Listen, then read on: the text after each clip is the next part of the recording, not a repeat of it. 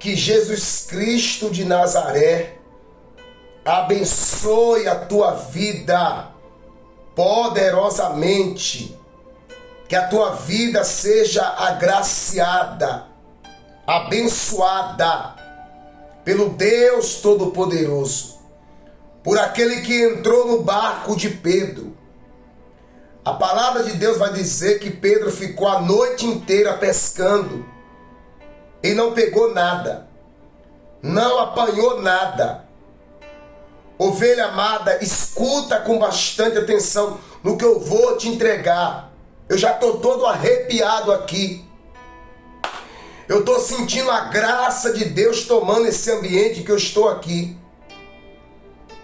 Eu não conheço um lugar, eu não conheço uma vida que Jesus entrou e ela continuou do mesmo jeito. Eu falei isso em uma oração passada. Eu falei isso, que eu não conheço um lugar, uma pessoa que Deus entrou na vida dela e continuou do mesmo jeito. Tem pessoas que falam assim: a minha vida não muda, a minha situação está indo de mal a pior. Na Bíblia fala que uma mulher, a situação dela estava indo de mal a pior. A mulher hemorrágica já tinha gastado tudo, perdas em cima de perdas, até o dia que ela tocou em Jesus, até o dia que o poder de Deus tocou nela. A Bíblia diz que quando ela tocou em Jesus, imediatamente estancou a hemorragia. Ovelha, quando Deus toca em uma vida, Ele paralisa a ação maligna, a ação do diabo. Eu já estou aqui debaixo de preparação para nessa sexta-feira. Para nessa sexta-feira estarmos na segunda sexta-feira forte da espada do arcanjo Miguel e o Salmo 91. Você vai ficar em casa fazendo o quê? Você vai ficar em casa fazendo o quê? Você que é daqui de Campo Grande. Porque talvez você está debaixo de uma cobertura espiritual que não estão nem aí para você. Nunca moveram uma palha em seu favor. Eu te convido para você nessa sexta-feira, aqui na Rua das Paineiras 1427 e também na Paz Barreto 308. Tá bom? Então, quando o Senhor Jesus entrou no barco de Pedro e em seguida ele ministrou a palavra, ele pregou a palavra e depois ele disse para Pedro: agora entra no barco e vai lá. No mesmo lugar que você foi humilhado, frustrado, decepcionado, você vai jogar rede do lado direito. Deixa eu te entregar aqui uma revelação. No tempo de Pedro, ele não pescou nada. No tempo de Pedro, ele foi frustrado. No seu tempo, no meu tempo, no nosso tempo, não acontece nada. Não acontece nada. Mas no tempo de Deus, na hora de Deus, no momento de Deus, tudo muda, tudo se transforma, porque Deus está vendo a sua fé. Deus está vendo a sua fé. Você sabe o que o inimigo quer? Ele quer paralisar a tua fé, ele quer esvair a tua fé, ele quer te cansar, ele quer te saturar com picuinha, com bobeira. Ele quer cansar você. Ele quer deixar você cansada, esvaída, mentalmente, espiritualmente, fisicamente. É isso que ele quer. Você está entendendo, ovelha?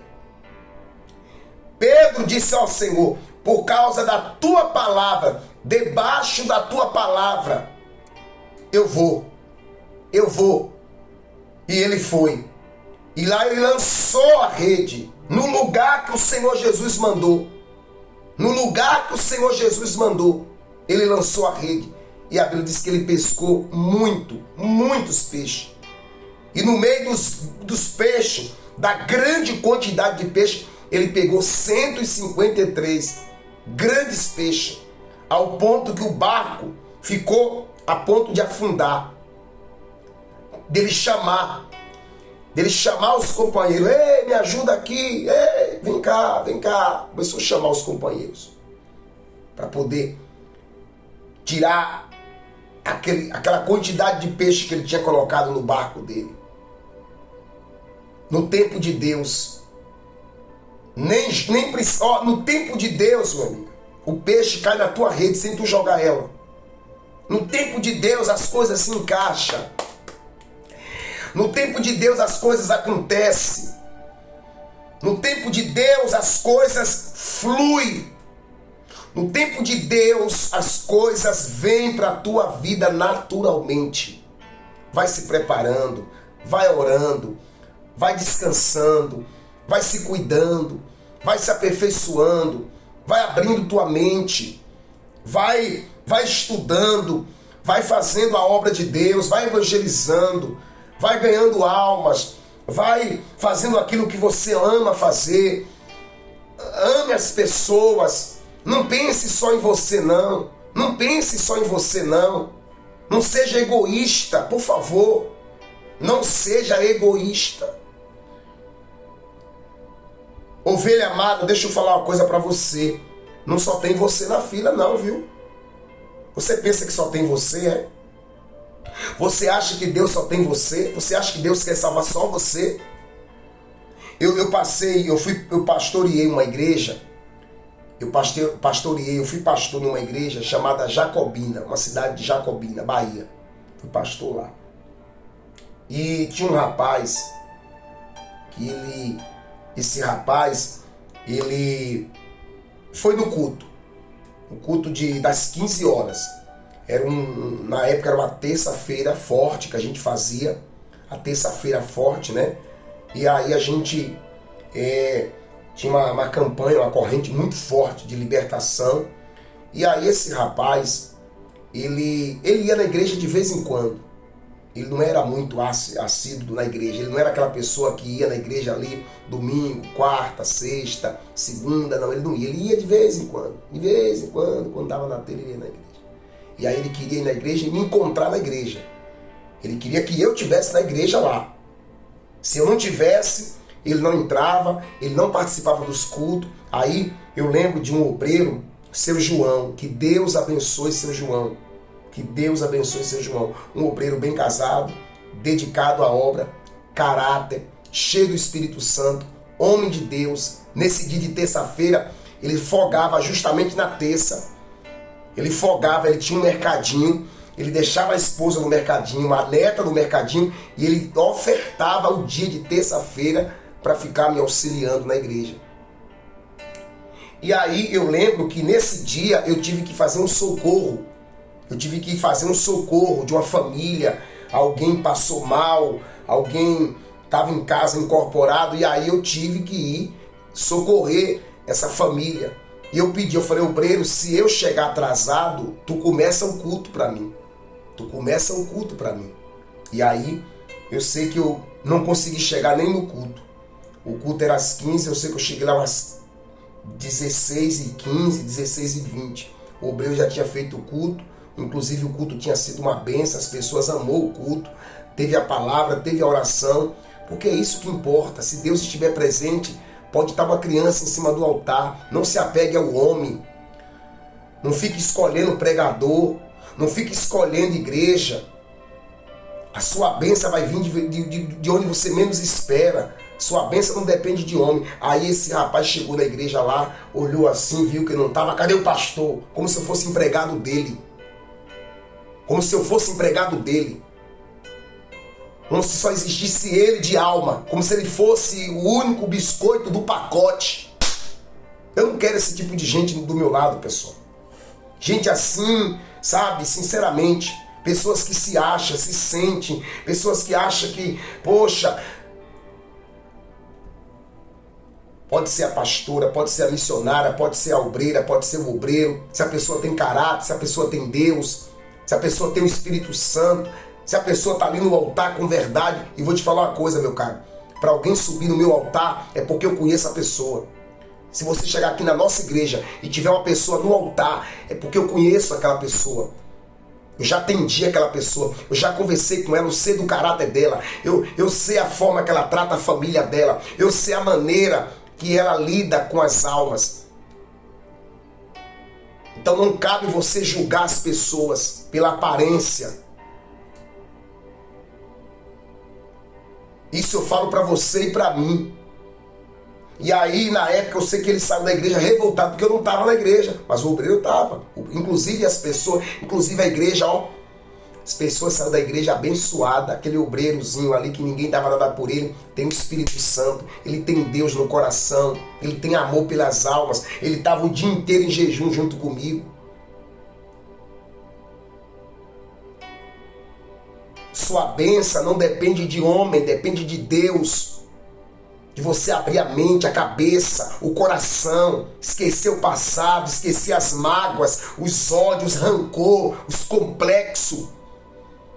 Pega esses complexos, pega essas tuas mágoas, pega as tuas frustrações, manda para Deus, joga para Deus, coloca no altar, coloca diante de Deus. É tempo de renovação, é tempo de coisa nova, é tempo de viver o novo de Deus, é tempo de amadurecer, é tempo de acordar, é tempo de despertar, é tempo de parar de picuinha.